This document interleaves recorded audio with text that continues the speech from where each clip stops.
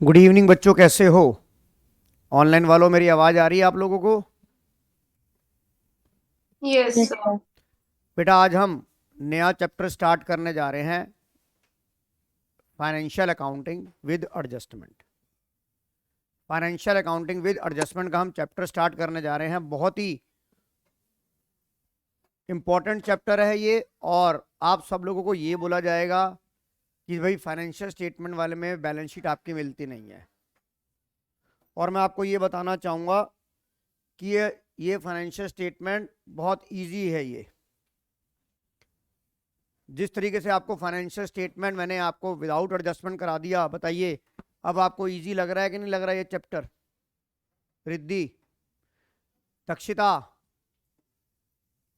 Yes sir. Ayushi, yes sir. Yash, Madhok, Ridhima. हाँ जी sir. Yes sir. पर आप मुझे ये बताइए इस चैप्टर को शुरू करने से पहले कि घर पे कोई एक या दो सवाल खुद प्रैक्टिस किए थे क्या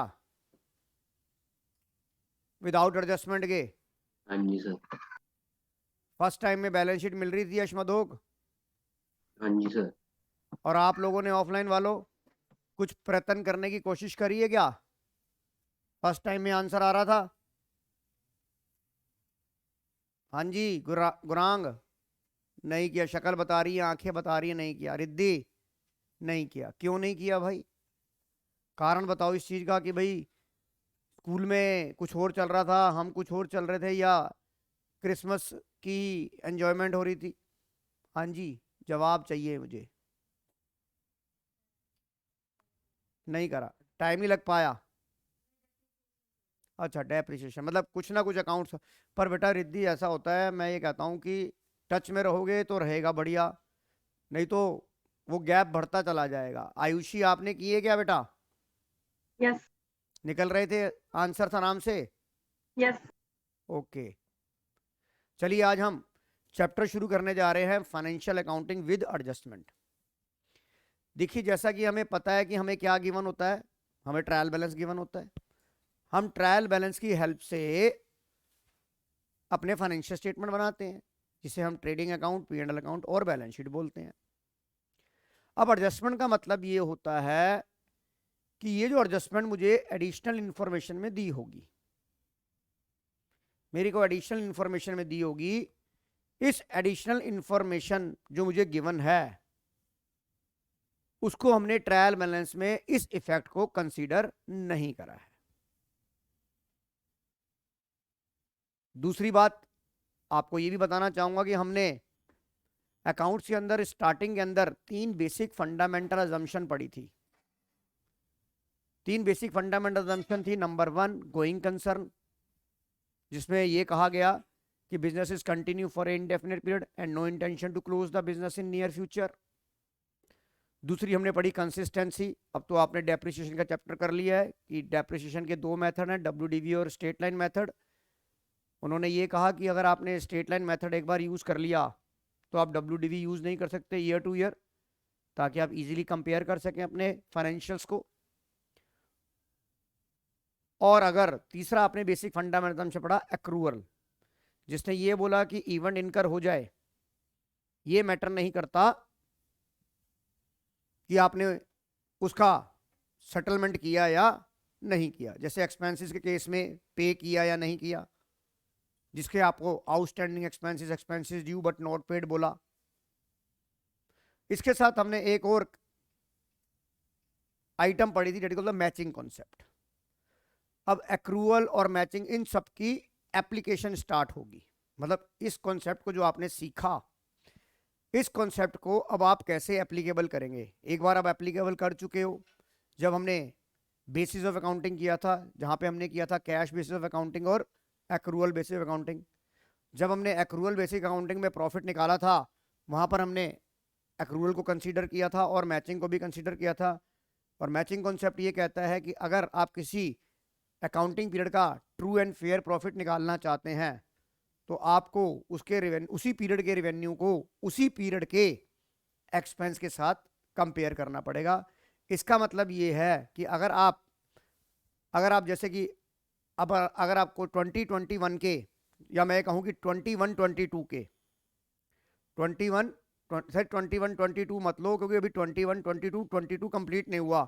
22 कंप्लीट होगा फाइनेंशियल ईयर 21 22 31 मार्च को। तो मैं पिछला अकाउंटिंग पीरियड ले लेता हूं जो मेरा जा चुका है। यानी कि कहने का मतलब ये है कि अगर मैं ट्रू एंड फेयर प्रॉफिट निकालना चाहता हूं, और प्रॉफिट का फार्मूला क्या होता है, रेवेन्यू माइनस एक्सपेंस, राइट। अगर मैं अकाउंटिंग पीरियड 2021 का, यानी कि जो पीरियड 1/4/20 से 31/3/21 में शुरू हुआ, यही मेरा अकाउंटिंग पीरियड बनेगा। आयुषी, यस और नो? Yes.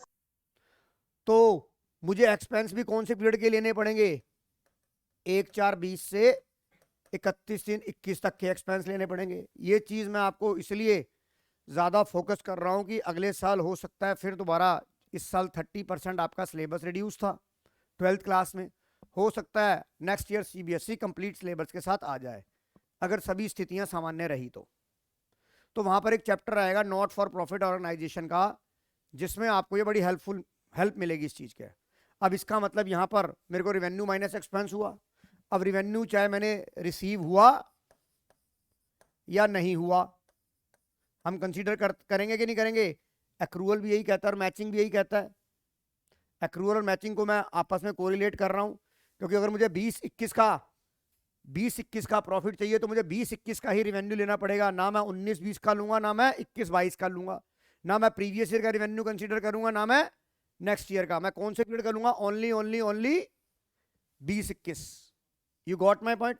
इसी तरह इसको मैं एक्सपेंस के साथ कंपेयर करूंगा। मैचिंग कॉन्सेप्ट यही कहता था ना कि revenue compare with the revenue of that period, expense with the that period, बोला था नहीं बोला था आयुषी? Yes. तो आपको एक्सपेंस भी कौन से लेने हैं, चाहे जो पे हुए या नहीं हुए, यस और नो? तो कौन से पीरियड के लेने हैं, ये भी आपने 2021 के, ये भी कौन से लेने हैं, 2021 के। तो revenue match with the expense हो गया नहीं हो गया, ऑफ द दैट पीरियड। अब इस एप्लीकेशन को हम यहां, सॉरी इस कॉन्सेप्ट की एप्लीकेशन अब हम यहां पढ़ने जा रहे हैं। आयुषी समझ आ रहा है? Yes. अब ये जो हम एडजस्टमेंट पढ़ने जा रही है इसी एप्लीकेशन के बेस पर है, इसी एप्लीकेशन के बेस पर है। इसी को ही हम बोलते हैं एडजस्टमेंट करना, इसी को हम बोलते हैं एडजस्टमेंट करना। भाई ऐसा है, मैं फाइनेंशियल स्टेटमेंट करा रहा हूं, आप एक काम करना, आपको मैं रिमूव कर देता हूं, आप क्लास में जो कल की मैं वीडियो है ये मैं ऐप पे डाल दूंगा, वो देख लेना, राइट।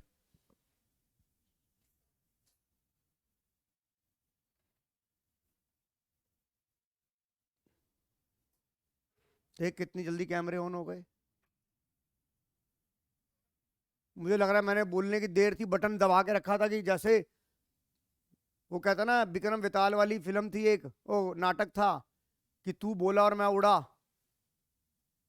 फटाफट बटन दब गया, टक।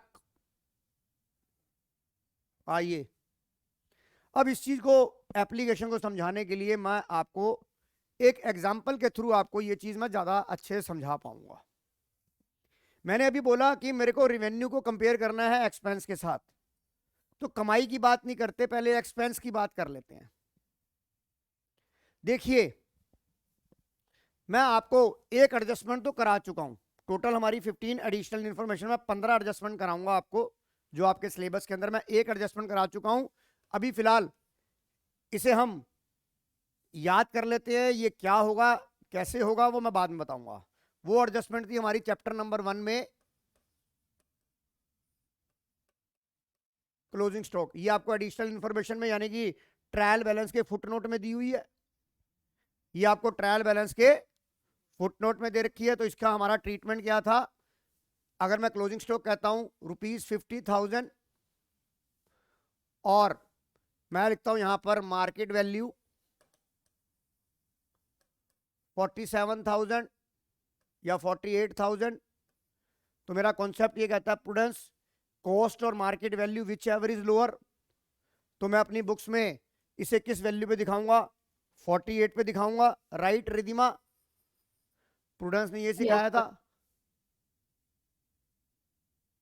यस और नो? यश मधुक दक्षिता? हाँ जी सर।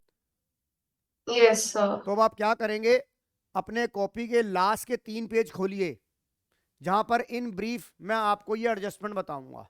लास्ट के 3 पेज पे ऐसे बना लीजिए आप, लास्ट के 3 पेज पे लिखिए, यहां पर हेडिंग डालिए एडजस्टमेंट, फिर इस पेज को आप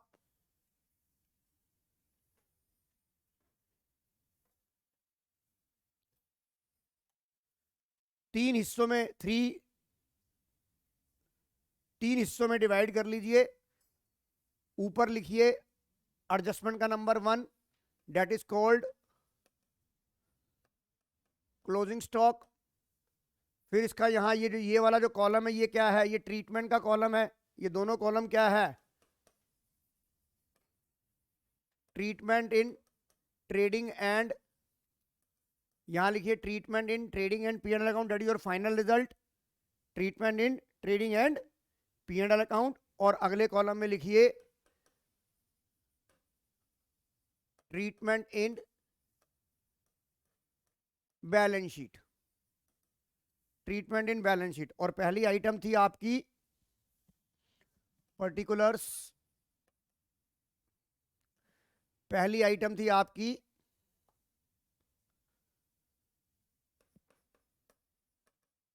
क्लोजिंग स्टॉक, ये हमने कर लिया credit side of trading account. और आपको मैं ये बता दूं, जो एडजस्टमेंट आती है आयुषी, या तो वो ट्रेडिंग अकाउंट में आएगी एक इंफॉर्मेशन, या प्रॉफिट एंड लॉस में आएगी, और बैलेंस शीट में आएगी। You got my point Ayushi? Trading Yes, sir. Account में आएगी, या P&L में आएगी, और एंड बैलेंस शीट में आएगी। एक ट्रांजेक्शन के जो एडिशनल इंफॉर्मेशन के इफेक्ट होंगे, उसके 2 इफेक्ट होंगे। राइट रिधिमा? 2 इफेक्ट होंगे। Yes, sir. Right Dakshita? 2 effect होंगे। Yes, sir. एक इफेक्ट आएगा या तो ट्रेडिंग अकाउंट में आएगा या P&L अकाउंट में आएगा, आइदर इन डेबिट साइड और इन क्रेडिट साइड। और एक बैलेंस शीट में आएगा, आइदर इन एसेट साइड और इन लायबिलिटी साइड। समझ में आ रहा है बेटा दक्षिता ये? Yes, तो sir. इसका आंसर क्या हुआ, credit side of trading account. और ये क्या आएगा, एसेट साइड, क्योंकि एसेट में कोई डेबिट क्रेडिट तो होता नहीं। क्लोजिंग स्टॉक 2 जगह जाएगा, या तो ट्रेडिंग अकाउंट के क्रेडिट साइड में जाएगा, और यहां पर भी ब्रैकेट में लिख लो, यहां पर कॉस्ट और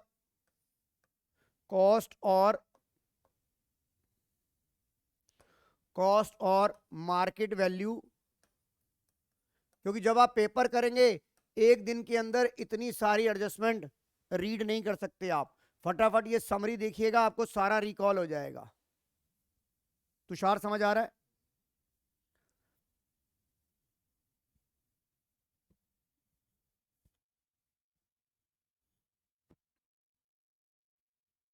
आयुषी समझ में आ रहा है बेटा?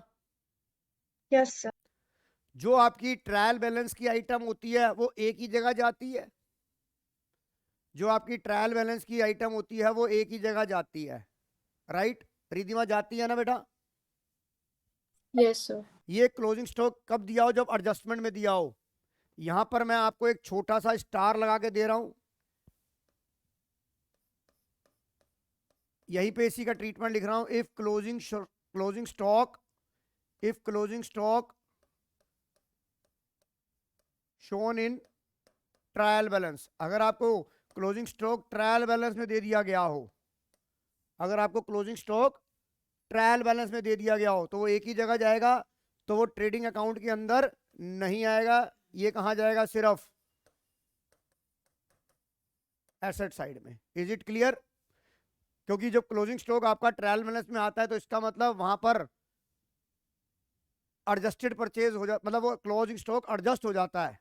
ये मैं आपको भी डिटेल में बाद में बताऊंगा, पहले इतना लिख लो आप। रिधिमा मेरी बात समझ में आ रही है? 2 चीजें Yes, sir. कि अगर क्लोजिंग स्टॉक, ये तो हमने चैप्टर नंबर 1 में कर लिया कि नहीं कर लिया, कि क्लोजिंग स्टॉक अगर ट्रायल बैलेंस के नीचे लिखा है तो वो 2 जगह जाएगा, credit side of trading account और एसेट साइड में। अगर क्लोजिंग स्टॉक कहाँ है, खाली ट्रायल बैलेंस में दे रखा है, खाली ट्रायल बैलेंस में दे रखा है, तो कहाँ जाएगा, एसेट साइड में।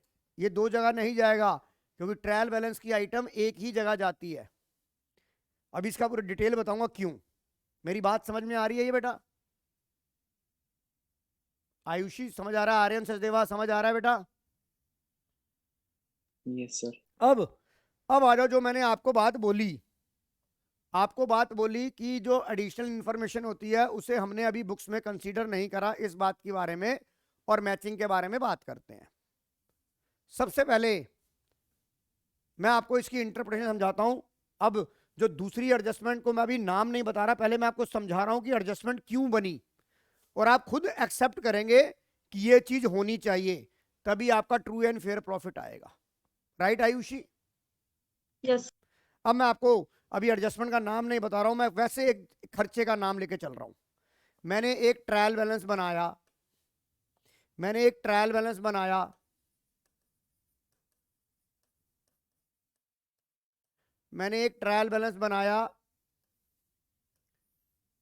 ये ट्रायल बैलेंस का फॉर्मेट होता है, यहां मैंने लिखा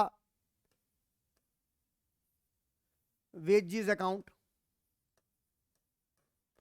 यहां पता है डेबिट है, ये क्रेडिट है।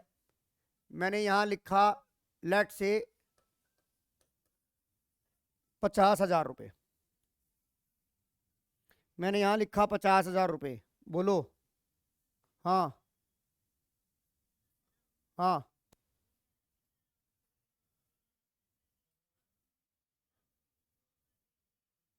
अच्छा हाँ, मैं अभी 1 घंटे 1.5 घंटे में पहुंच जाऊंगा। मेरी 6:30 क्लास, 7 बजे तक आ जाऊंगा मैं। ठीक है, आ जाऊंगा मैं। ठीक है, अब ये देखिए, ये वेजेस, तो जो ट्रायल बैलेंस में एक्सपेंस होता है, जो ये 50,000 एक्सपेंस आपको दे रखा है, इसका मतलब है ये वेजेस मैंने पे कर दिए। इसका मतलब है ये एक्सपेंस मेरा बुक हो गया, ये एक्सपेंस मैंने पे कर दिए। आयुषी राइट बेटा? यस। और ये ट्रायल बैलेंस आपको पता है eight the end of the year में बनता है, डेट इज 31/3/21। यानी कि जो ट्रायल, पहले मैंने बनाया जर्नल, फिर बनाया लेजर, फिर मैंने बनाया ट्रायल बैलेंस, समराइज करा, उसके बाद अब मैं इसके ट्रायल बैलेंस की हेल्प से अपना फाइनल रिजल्ट निकालना चाहता हूं, that is the end of the process of accounting, कि मैं अपना ग्रॉस प्रॉफिट या वो निकालना चाहता हूं। ये जो वेजेस है, ये बता रहे हैं कि हमने 50,000 रुपये वेजेस पे कर दिए। दक्षिता समझ आ रहा है? Yes sir. समझ आ गया बेटा? अब नीचे एक एडिशनल इंफॉर्मेशन लिखी हुई है, जिसे हम एडजस्टमेंट बोलते हैं। यहां पर आपको 1 नंबर पॉइंट पे लिखा हुआ है wages due but not paid as at 31 March 21 rupees 10,000। ये आपको एक एडिशनल इंफॉर्मेशन दे रखी है। तो इसका मतलब आयुषी ये हुआ कि wages due but not paid का मतलब आउटस्टैंडिंग हो गया ये। यस। और ये कौन सी डेट का दे रखा है? 31 मार्च 21 का दे रखा है। यस। हम ट्रायल बैलेंस कौन सी डेट का बना रहे हैं? 31 मार्च 2021 का। Yes sir. इसका मतलब मैचिंग कॉन्सेप्ट ये कह रहा है कि ये एक्सपेंस अभी ड्यू हुआ है पर पे नहीं हुआ, और ये एडिशनल इंफॉर्मेशन ये इसलिए दिया हुआ है कि इसका मतलब ये इसके अंदर कंसीडर नहीं हुआ। पहले मैं बनिया बुद्धि की बात कर रहा हूं, मैं एडजस्टमेंट की बात ही नहीं कर रहा। इसका मतलब क्या है रिद्धि, कि आपने 50,000 रुपये रेंट पे कर दिया, नीचे इंफॉर्मेशन लिखी है कि 31 मार्च 21 जिस ईयर की, यानी कि ये फाइनेंशियल ईयर 2021 का खर्चा है कि नहीं है? रिधिमा, ये 2021 का खर्चा है कि नहीं है? Yes sir. तो एक्रूअल और मैचिंग हमने आउटस्टैंडिंग तो बना दिया, मैचिंग ये कहता है कि इसे बुक्स में ले लो, तभी ट्रू एंड फेयर प्रॉफिट आएगा। Yes Dakshita sir. यस और नो? सचिन आनंद यस और नो? Yes, sir. इसका मतलब यस सर। इसका मतलब इस साल जो वेजेस का खर्चा टोटल हुआ है, वेजेस का खर्चा टोटल हुआ है, वो 50 नहीं हुआ, 10,000 तो अभी देना बाकी है। इसका मतलब इस साल का खर्चा 60,000 रुपए है कि नहीं है? इस साल का खर्चा बनिया बुद्धि के हिसाब से लगाओ तो 60,000 रुपए खर्चा है कि नहीं है? 50,000 वो जो मैंने दे दिया और 10,000 वो जो मैंने अभी तक नहीं दिया, यानी कि टोटल एक्सपेंस इस साल का 50,000 नहीं है, इस साल का कितना है? 60,000 है कि नहीं? इस बात से बताओ एग्री हो रहे कि नहीं हो रहे? और दूसरा, अब ये 10,000 रुपए आपने देना है, ये 10,000 रुपए आपने देना है, तो ये कंपनी की बिजनेस की लायबिलिटी भी तो बनेगी कि नहीं बनेगी? तो बताइए, जो हम ये कहते हैं जी एक ट्रांजैक्शन के दो इफेक्ट होंगे, वो प्रूव हो गए कि नहीं हो गए? रिधिमा, मेरी बात समझ में आ रही है कि नहीं आ रही? Yes sir. आयुषी, दोबारा समझाऊं इस बात को? नहीं सर, समझ में आ गया। इसका मतलब एडिशनल इंफॉर्मेशन का मतलब ये है कि जो ये बात आपको लिख के दी गई है, ये इस ट्रायल बैलेंस के अंदर जो भी आइटम है इसके अंदर सम्मिलित नहीं है, इसका इफेक्ट इसके अंदर नहीं है। अब मुझे ट्रू एंड फेयर प्रॉफिट निकालने के लिए अपने कॉन्सेप्ट की एप्लीकेशन लेनी है, एक्रूअल की भी और मैचिंग की भी। दक्षिता, मेरी बात समझ में आ रही है? Yes, sir. तो अगर ये डेट 31/21 और 10,000 लिखा है, इसका मतलब ये खर्चा इस साल का मैचिंग क्या कहता है? मैचिंग कहता है, और एक्रूअल के साथ पढ़ो तो ये कहता है कि भाई हमें अगर किसी साल का ट्रू एंड फेयर प्रॉफिट निकालना है तो उस साल के रेवेन्यू को उस साल के खर्चों के साथ कंपेयर करना है। तो ये इस साल का खर्चा है कि नहीं है? ये खर्चा जिस साल के रेवेन्यू के साथ मैं कंपेयर कर रहा हूं उस साल का खर्चा है कि नहीं है? तो एंड रिजल्ट, फाइनल रिजल्ट क्या निकला? अगर इसका मैं आंसर दूं तो इसका आंसर क्या बनेगा?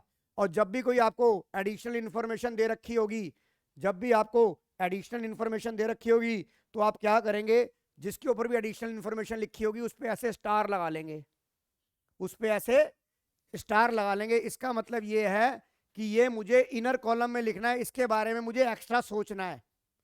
अगर जिसके ऊपर स्टार नहीं लगाऊंगा उसकी प्लेसिंग तो जैसे मैंने विदाउट एडजस्टमेंट के चैप्टर में करी, मैंने वैसे कर दूंगा। अगर मान लो नीचे सैलरी लिखी है और सैलरी के बारे में कोई भी एडजस्टमेंट नहीं लिखी हुई है तो मैं सीधा इसे P&L अकाउंट में लिखूंगा, इनर कॉलम में लिखूंगा ही नहीं। पर यहाँ वेजेस के बारे में मुझे एडिशनल इंफॉर्मेशन लिखी है तो मैं पहले ही जब सवाल को रीड करूंगा, मैं पहले ही अपनी कन्वीनियंट के हिसाब से या तो स्टार लगा लूंगा या डॉट लगा लूंगा। वो आपकी मर्जी है कि आप क्या लगाना चाहते हैं। आप सर्कल लगाना चाहते हैं सर्कल लगाइए, आप स्टार लगाना चाहते हैं स्टार लगाइए, आप पॉइंट लगाना चाहें पॉइंट लगाइए। इसका मतलब ये है कि इसके बारे में मुझे एक्स्ट्रा एफर्ट मारने हैं। तो जब मैं इसका आंसर निकालूंगा तो मैं कैसे निकालूंगा? ये देखिए मेरी तीन चीजें बनती हैं, ये ट्रेडिंग अकाउंट और यहां मैंने क्या बनाया? Balance sheet, right. अब जब आइटम आई वेजेस तो मैंने ये ऊपर ट्रेडिंग अकाउंट है, ये P&L अकाउंट है, ये ट्रेडिंग एंड P&L अकाउंट। यहां मैंने लिखा टू वेजेस इनर कॉलम में कितना लिखा? 50,000 लिख दिया मैंने। अब ये आउटस्टैंडिंग वेजेस है, खर्चा मेरा 60,000 है, इसका मतलब मैं 10,000 और ऐड ऑन करूंगा, 10,000 और ऐड ऑन करूंगा। तो मैं क्या करूंगा? ऐड, इसे मैं आउटस्टैंडिंग वेजेस भी बोलता हूं, प्लस 10,000। नाउ एक्सपेंस मेरा 60,000 अपनी बुक्स में, मेरी बुक्स में कंसीडर हो गया कि नहीं हो गया? रिधिमा, बुक्स में कंसीडर हो गया कि नहीं हो गया? Yes sir. बताइए, जो मैं आपको समझाना चाहता था वो आपको समझ आ गया? आ गया सर। और लोग इसको आयुषी रट्टे मारते हैं कि आउटस्टैंडिंग लिखा हो तो कंसर्न एक्सपेंस में ऐड कर दो और बैलेंस शीट में लिख दो लायबिलिटी साइड में। अब समझ में आ गया क्यों करा है? Yes sir. सचिन आनंद, समझ आ गया क्यों करा है? Yes sir. Dakshita, Yes, sir. और ये पैसा मेहता साहब मैंने देना है कि नहीं देना? और ये मेरी बैलेंस शीट की लायबिलिटी साइड होती है कि नहीं होती? अब जब देना है तो मुझे अपनी लायबिलिटी साइड में भी तो शो करना पड़ेगा कि नहीं करना पड़ेगा? तो यहां पर मैं ये क्या लिखूंगा? आउटस्टैंडिंग वेजेस कितना लिखूंगा? 10,000 रुपए लिखूंगा नहीं लिखूंगा? तो बताइए, जो ये बार बार हम कहते हैं एडजस्टमेंट दो जगह जाती है, प्रूव कर दिया कि नहीं कर दिया मैंने? और रट्टे के साथ प्रूफ किया या प्रूव कर दिया या आपको समझा के प्रूव कर दिया कि ऐसा ऐसा क्यों हुआ?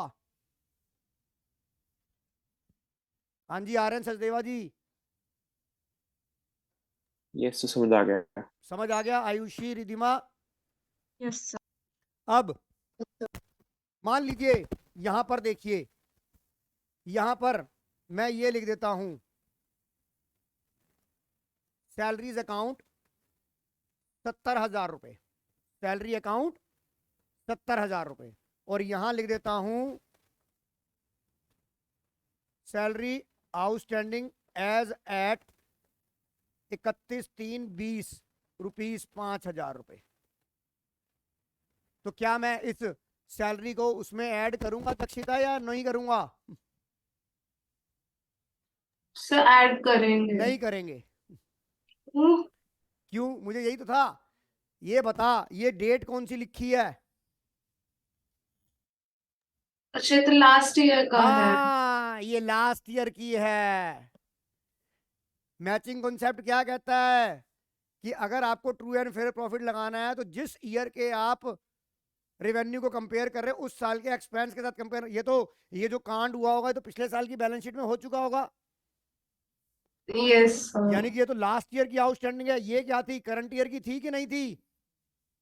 Yes sir. ये क्या थी? प्रीवियस ईयर की थी, या जिसे मैं लास्ट ईयर बोल रहा हूं। Yes sir. तो मैंने यहाँ पे स्टार लगाया कि मुझे कोई एडिशनल इन्फॉर्मेशन दी है, पर देखा स्टार तो लगा लिया पर इंफॉर्मेशन जो थी तो वो तो पिछले साल की थी। इसका मतलब ये नहीं मैं तुम्हें रटवाना नहीं चाहता, बस देख लिया आउटस्टैंडिंग कर दे ऐड, बेटे सर ने समझा दिया ऐड कर दे और बैलेंस शीट में लिख दे। फिर कहते हो सर एडजस्टमेंट बड़ी मुश्किल है। हमारा तो आंसर ही बैलेंस शीट ही नहीं, बैलेंस शीट तो मैच कर गई पर आंसर की के साथ मैच नहीं करी। बताइए आयुषी, मेरी बात समझ में आ रही है कि नहीं आ रही? Yes. हो गया ना? सर तो एग्जाम में ऐसे इंफॉर्मेशन कंफ्यूज करने के लिए दी रहेगी ना। बेटा वैसे तुम्हें दी नहीं जाएगी पर 12th में दी जाएगी, ओके क्योंकि 12th के अंदर अगर मैं आज ही तुम्हारे बेस को मजबूत कर दूंगा तो 12th में तुम्हारी जो नींव है ना वो हिलेंगी नहीं। नहीं तो 12th के अंदर, क्योंकि अभी क्या है, अभी हमारे पास 3 महीने पड़े हैं, हमारे 2 चैप्टर कट चुके हैं, तो क्यों ना हम जो चीजें 12th में बहुत ज्यादा फेस करेंगे, क्योंकि वहां है 3 किताबें, वहां 3 किताबें हैं, 3 किताबों से तो पहले तो फोबिया हो जाएगा, हाँ 3 किताबें, एंजाइटी होनी शुरू हो जाएगी। तो अभी हमारे पास टाइम है, अगर हमारे 2 चैप्टर कट गए हैं तो क्यों ना उन चीजों को एडवांस में ही कर लिया जाए। मैं टचवुड मैंने कभी ऐसा नहीं कराया दक्षिता, किसी 11th के बच्चे को ये चीज नहीं बताई। इस साल इसलिए बता रहा हूं क्योंकि हमारे पास टाइम है, सिलेबस कम है। अगले साल तुम्हारे पर पहाड़ टूट पड़ेगा, गणित मैथ्स का भी है, अकाउंट्स का भी है, बिजनेस स्टडी का भी है, इंग्लिश का भी है। तो क्यों ना थोड़ा थोड़ा ओवरडोज अभी से ले ली जाए। 100 mg की गोली खाओगे वहीं बेहोश हो जाओगे, अभी 10-10 mg दे दूंगा तो कम से कम सांस तो लेते रहोगे, नहीं तो वहीं गिर जाओगे। एनपीओ में ये कहोगे सर एनपीओ नहीं हो रहा, एनपीओ नहीं हो रहा। अब मेरी बात समझ में आ गई? तो अगर मैं यहां कहता हूं सैलरी 70,000 है तो यहाँ पे टू सैलरी सीधा लिख दूंगा मैं, आउटर कॉलम इनर कॉलम में लिखा 70,000, क्योंकि मुझे आदत पड़ी हुई है, क्योंकि एडिशनल इन्फॉर्मेशन है। पर यही 70,000 में डैश करके आउटस्टैंडिंग डैश करके यहाँ 70,000 लिख दूंगा, क्योंकि ये करंट ईयर की नहीं है। हमारी बात आपको समझ में आ गई? Yes sir. चलें आगे। तो मैं ये कहना चाहता हूं कि अकाउंट्स में एकदम रिएक्ट नहीं करना है। आगे आउटस्टैंडिंग, आगे आउटस्टैंडिंग, आगे आउटस्टैंडिंग जोड़ दो, लायबिलिटी में लिख दो, नहीं। आपको ध्यान रखना है कि आपको ट्रायल बैलेंस कौन सी डेट का दिया हुआ है और आप बुक्स कौन से साल, आपको यह देखना है कि आप किस साल का प्रॉफिट निकाल रहे हैं। बताइए रिधिमा, मेरी बात समझ में आ गई? Yes, sir. इसे आप कॉपी मत करो, इसकी मैं पूरी पीडीएफ आपके ग्रुप पे शेयर कर दूंगा, राइट?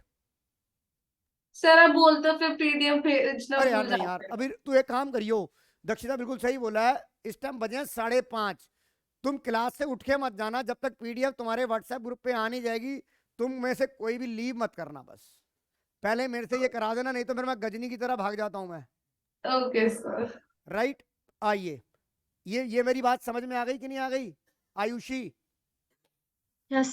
अब इस इंफॉर्मेशन को जो मैंने ये एडजस्टमेंट बोली, इस एडजस्टमेंट को बोलते हैं, ये देखिए अब मैं यहां पे मैंने ब्रीफ बनाया, इसको क्या बोलते हैं? इसको बोलते हैं adjustment number 2, that is called outstanding expenses, और इसका दूसरा नाम क्या हुआ? Expenses due but not paid, but not paid. हाँ बोलो सुमित।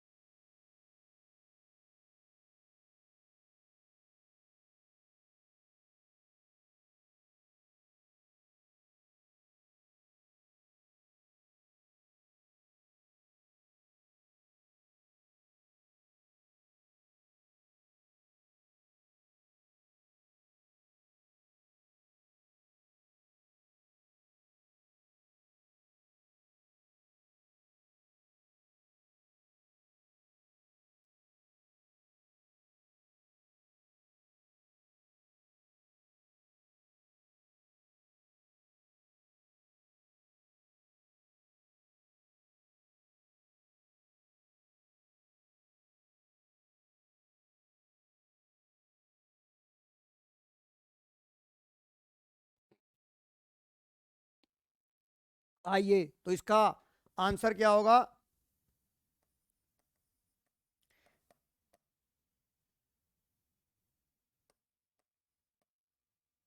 ऐड,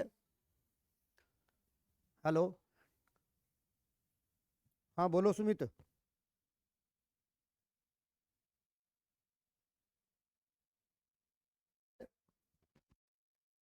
इन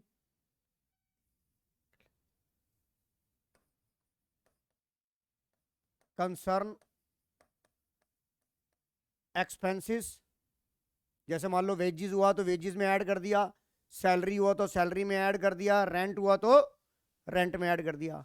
अब इतना तो आपको पता लग जाएगा कि सैलरी है तो वो P&L में आएगी, वेजेस है तो वो ट्रेडिंग अकाउंट में आएगी। Add in concern expenses and shown in trading और P&L अकाउंट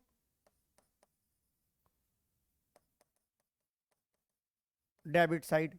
क्लियर है बेटा? ये आयुषी क्लियर है? Yes. और उसका दूसरा क्या होगा?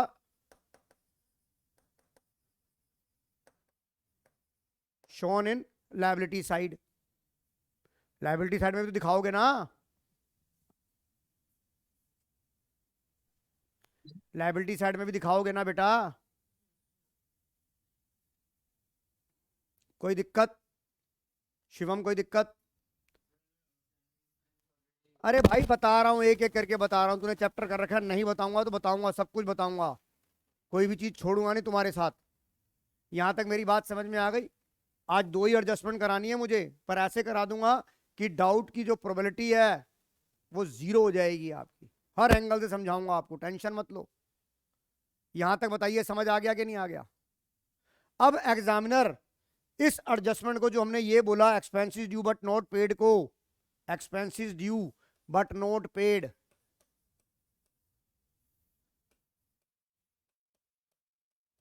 Expenses due but not paid को वो और किस तरीके से पूछ सकता है, उसकी भाषा में क्या परिवर्तन हो सकता है? वो कान को ऐसे ना पकड़ के ऐसे घुमा के पकड़ेगा, वो कान पकड़ेगा वही पर घुमा के पकड़ेगा, वो डायरेक्ट नहीं पूछेगा आपसे, इनडायरेक्ट पूछेगा। वो कैसे पूछेगा और क्या शब्दों का वो प्रयोग करता है? एक्सपेंसेस ड्यू जिसे हमने बोला आउटस्टैंडिंग एक्सपेंसेस, अब देखिए मैंने यहां पर एक ट्रायल बैलेंस बनाया, ट्रायल बैलेंस बनाया as at 31 March 20।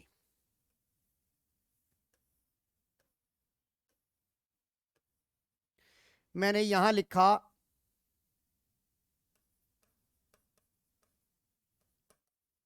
Salaries account,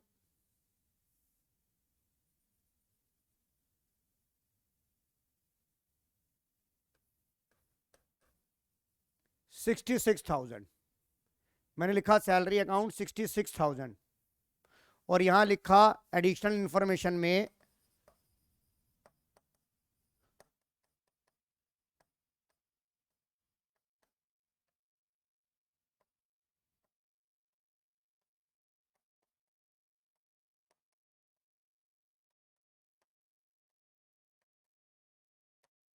salary paid for 10 months, salary paid for 10 months, salary paid for 10 month. Ayushi पढ़ लिया, आप सब लोगों ने पढ़ लिया बेटा ये? यस अब मैं आपसे एक बात डिस्कस करना चाहूंगा। ये मुझे ट्रायल बैलेंस दे दिया, राइट? इनाक्षी दे दिया बेटा ये? Yes sir. क्या मैंने इस ट्रायल बैलेंस के स्टार्टिंग में रिद्धि ये लिखा क्या कि मैंने बिजनेस जो स्टार्ट किया था वो मिड ऑफ द ईयर में करा या कभी और बीच में न्यूली बिजनेस स्टार्ट किया? ऐसा तो कुछ नहीं लिखा मैंने। तो इसका मतलब ये है कि ये मैंने बिजनेस पूरे साल रन किया। एग्री हो इस बात से? दक्षिता एग्री हो? Yes sir. अब जो हमारा अकाउंटिंग पीरियड होता है वो कितने महीने का होता है रिद्धिमा? 12 महीने का होता है। Yes sir. एग्री करते हो आप इनाक्षी की 12 महीने का अकाउंटिंग पीरियड होता है? Yes sir. आर.एन. सचदेवा जी आप? Yes sir. तो ये बताइए, ये ट्रायल बैलेंस क्या बता रहा है कि आपने 66,000 का सैलरी पेड कर दिया, जो कि कितने महीने का है? 10 मंथ्स का है कि नहीं है? इसका मतलब 2 महीने की सैलरी कहां गई? गूगल में डाउनलोड हो गई या गुरुद्वारे चली गई? क्या मतलब है इसका? 2 महीने की सैलरी कहां गई? यश मधोक जी, 2 महीने की सैलरी कहां गई? सर पे नहीं हुई। यस सर, दी नहीं। यही बोलोगे ना सर, दी नहीं। इसका मतलब 2 महीने की सैलरी आउटस्टैंडिंग है कि नहीं है? बुक्स में करनी है कि नहीं करनी? हाँ जी सर। तो लास्ट सवाल में आपको ये आउटस्टैंडिंग अमाउंट गिवन था, यहां पर पहले आउटस्टैंडिंग अमाउंट निकालना पड़ेगा कि कितनी आउटस्टैंडिंग है। ओ ये बात, ऐसा भी होता है सर? हाँ ऐसा ही होता है ये बात। तो कैसे निकलेगा ये सर? क्या सारी जान हमारी ही लेगा टीचर ऐसी ऐसी एडजस्टमेंट पूछ के? क्या वो सीधा सीधा हमें आउटस्टैंडिंग का अमाउंट नहीं दे सकता? नहीं देगा वो, क्योंकि तुमने उन्हें 2 साल इतना तंग किया टीचर कम्युनिटी को, तो वो भी तो तुमसे गिन गिन के बदले लेगा। मैडम आवाज नहीं आ रही, माइक खराब है। फिर नीचे माइक बंद करके दूसरे बच्चे को मैसेज किया जा रहा है, देख मैडम कितना कलप रही है, सर कितना कलप रहे हैं, और हम भी इतने नामुराद हैं। और सबसे बड़ी खास बात पता है क्या है? मुझे जो सबसे बड़ा सरप्राइज लगा रिद्धि, अगर मैं पूछ रहा हूं यश मधोक का कैमरा नहीं चल रहा है या माइक नहीं चल रहा, तो दूसरा बच्चा मैसेज कर रहा है, सर उसका माइक खराब है। भाई तू उसकी वकालत क्यों कर रहा है? और नहीं सर उसका मुझे ना मैसेज आया है कि मेरा माइक खराब है। अबे पागल, जब तू उस दोस्त को मैसेज कर सकता है तो मुझे मैसेज नहीं कर सकता? दूसरे बंदे से मैसेज आ रहा होता है। मैंने बोला सर साहिल, साहिल कोहली कहाँ है? सर साहिल कोहली वॉशरूम में चला गया है। अबे भाई तुझे कैसे पता है? तू क्या घर पे सैटेलाइट लगा के बैठा है क्या? सर मैसेज आया है उसका मेरे को। ओ भाई मैसेज आया तो मुझे भी तो मैसेज कर सकता है। ऐसी ऐसी तो तुम लोगों ने हरकतें करी हैं, जीना हराम कर दिया टीचरों का तुमने। इसलिए टीचर भी चिढ़ गए हैं इतने कि मुश्किल मुझसे मुश्किल सवाल पूछे जाएंगे। आइए, तो ये बताइए सैलरी पे हुई 10 महीने की, इसका मतलब ये अब मेरे को 2 महीने की आउटस्टैंडिंग सैलरी निकालनी है। मैं यहाँ पे यूनिटरी मेथड लगाऊंगा। 10 महीने की सैलरी पे करी मैंने कितनी, 66,000। 10 मंथ के इक्विवेलेंट है कि नहीं है ये? तो 1 मंथ की कितनी हो गई, 66 डिवाइड बाई 10। और कितने महीने की आउटस्टैंडिंग है आयुषी? 2 महीने की आउटस्टैंडिंग है कि नहीं है? ये एम लिख दूं, फिर कहोगे सर ये 10 क्या है? तो यहां आप ये बताइए आपकी 2 महीने की आउटस्टैंडिंग कितनी आ गई, 6600 इंटू 200, 13,200 की आउटस्टैंडिंग सैलरी आ गई कि नहीं आ गई? यस और नो? इनाक्षी आ गई कि नहीं आ गई? Yes sir. अब मैंने यहां पर स्टार लगा रखा था पहले से ही कि इसकी एडिशनल इंफॉर्मेशन है। तो अब इसका आंसर क्या बनेगा? आंसर क्या बनेगा? ये देखिए, ये बना आंसर इसका, या मैं अगले पेज पे बना देता हूं। इसका आंसर क्या बनेगा?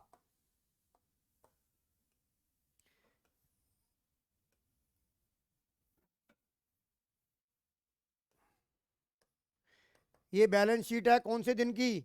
31/3/20 की। ये trading and P and L account क्या है? 31/3/20 का। तो यहां सैलरी, क्योंकि पी एंड एल में इनडायरेक्ट खर्चा है, तो सैलरी इनर कॉलम में लिखूंगा 66,000 रुपए। आयुषी लिखूंगा नहीं लिखूंगा? यस। और यहां क्या कर दूंगा, एड आउटस्टैंडिंग सैलरी 13,200। यह आउटर कॉलम में कितना आ जाएगा, डेबिट साइड में 2,979,200। और यहां क्या आ जाएगा लायबिलिटी साइड में,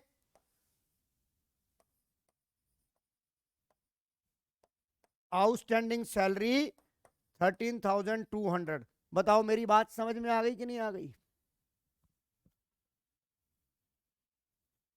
बताइए मेरी बात समझ में आ गई कि नहीं आ गई? बताइए मेरी बात समझ में आ गई कि नहीं आ गई सभी बच्चों को? Yes sir. ये एडजस्टमेंट नंबर 2 हो गई हमारी, ये एडजस्टमेंट नंबर 2 हो गई, राइट। अब आ जाओ, अब हमारा ये ब्रीफ बन रहा था नहीं बन रहा था? अब मैं आपको इनकी बात बताता हूं।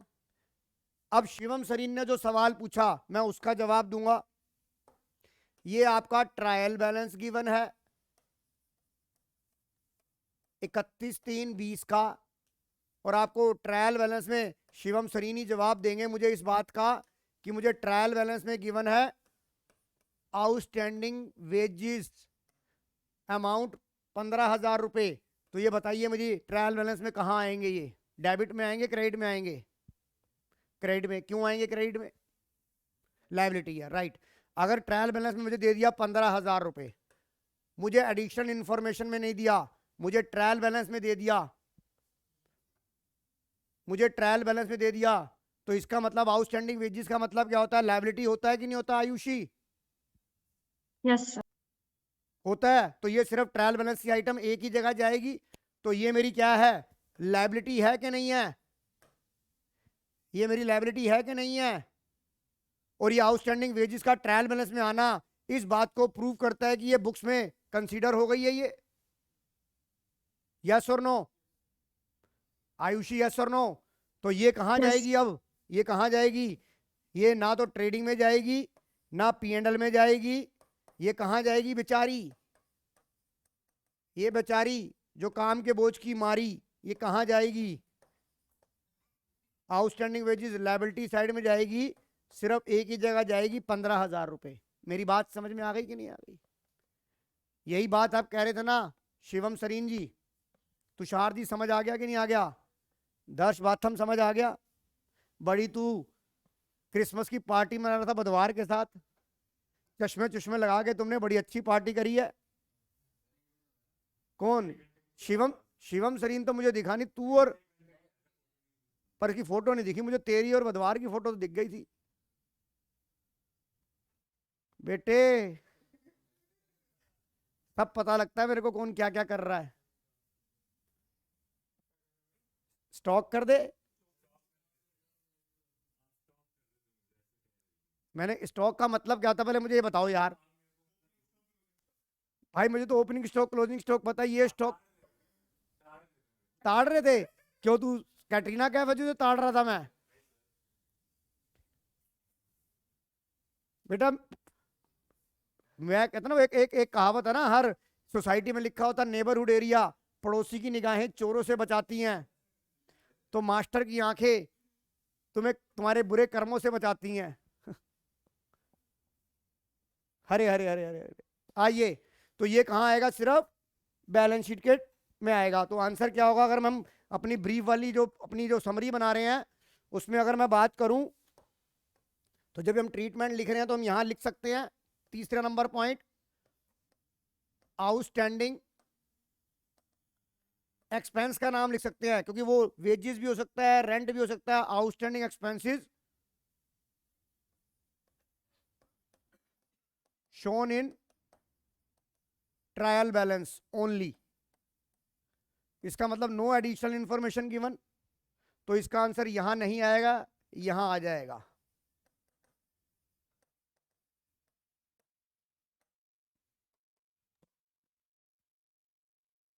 बताइए मेरी बात समझ में आ रही है कि नहीं आ रही? रिधिमा इस तरीके से सही है बेटा? ब्रीफ भी हो रहा है, आंसर भी आ रहा है और याद भी हो जाएंगी। Yes, sir. राइट? समझ में आ रहा है तुषार? अब देखिए, अब ये दो एडजस्टमेंट होनी थी, यही करानी थी। अब जो मैंने आपको कराया वो आपको पढ़ा रहा हूं यहां पर।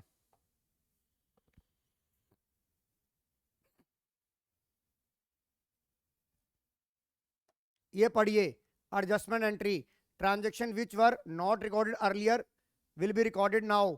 यही किया कि नहीं किया हमने? यही हमने किया कि नहीं किया? जो बात मैंने बोली किताब में भी यही लिखी है मीनाक्षी। Yes, sir. उसके बाद closing stock at the end of accounting every accounting period there is some stock goods which are not sold, उसी को ही क्लोजिंग स्टॉक बोलते हैं। Out is known as closing stock. It is always valued at cost price or market price, whichever is lower. less मतलब whichever is lower. मेरी बात आ गई कि नहीं आ गई समझ में? यश मधोक जी समझ आ रहा है? हाँ जी सर। आइए अब meaning and need for importance of adjustment अब अच्छे से समझ आनी शुरू हो जाएगी। The need of in the accounting we follow the, क्या फॉलो करते हैं हम? एक्रूअल कॉन्सेप्ट को फॉलो करते हैं। एक्रूअल कॉन्सेप्ट को फॉलो करते हैं। According to this concept there may be some income and expenses. अभी हमने एक्सपेंस की बात करी है, इनकम की बात नहीं करी। Expense and income which are still to be brought into the books of account, जो एडिशनल इंफॉर्मेशन में थी, brought into the books of account आई कि नहीं आई आउटस्टैंडिंग के नाम से? मीनाक्षी मेरी बात समझ में आ रही है कि नहीं आ रही? Yes, sir. Yes, sir. So it is compulsory to adjust these items in the final account to get true and fair picture of business. क्योंकि देखो 50,000 का वेजेस आपने फर्स्ट केस में पे करा, 10,000 का देना बाकी था, तो इस साल का खर्चा 60,000 रुपए का था कि नहीं था? फिर वो 10,000 की आपकी लायबिलिटी बनी कि नहीं बनी रिधिमा? यस और नो? Yes, sir. तो एडजस्टमेंट का क्या क्या फायदा हुआ, इंपॉर्टेंस क्या क्या फायदा हुई? To know the actual profit of the business, need for importance of the adjustment, to know the actual financial position of the business. दो बातें, अभी बातें दो, दूसरी बातें मैं भी बात नहीं कर रहा इनकी, ये भी हमने किया नहीं है। आइए, to record the outstanding expenses, ये बात कर ली कि नहीं कर ली बेटा? ये बात कर ली कि नहीं करी? To record the outstanding expenses adjustment करी कि नहीं करी? दक्षिता करी कि नहीं करी? Yes, sir. आइए,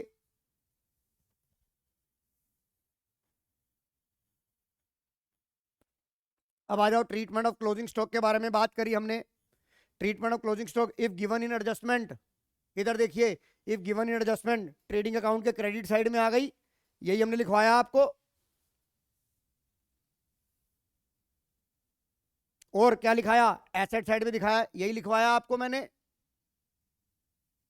भाई जो कर लिया उसको ब्रीफ करके रिवीजन भी तो कर रहे हैं, बताओ यही बताया नहीं बताया मैंने रिधिमा? Yes, sir. और अगर ये खाली ट्रायल बैलेंस में दे रखा है तो कहां दिखाया? Only in balance sheet asset side. बताइए, ये बताया कि नहीं बताया?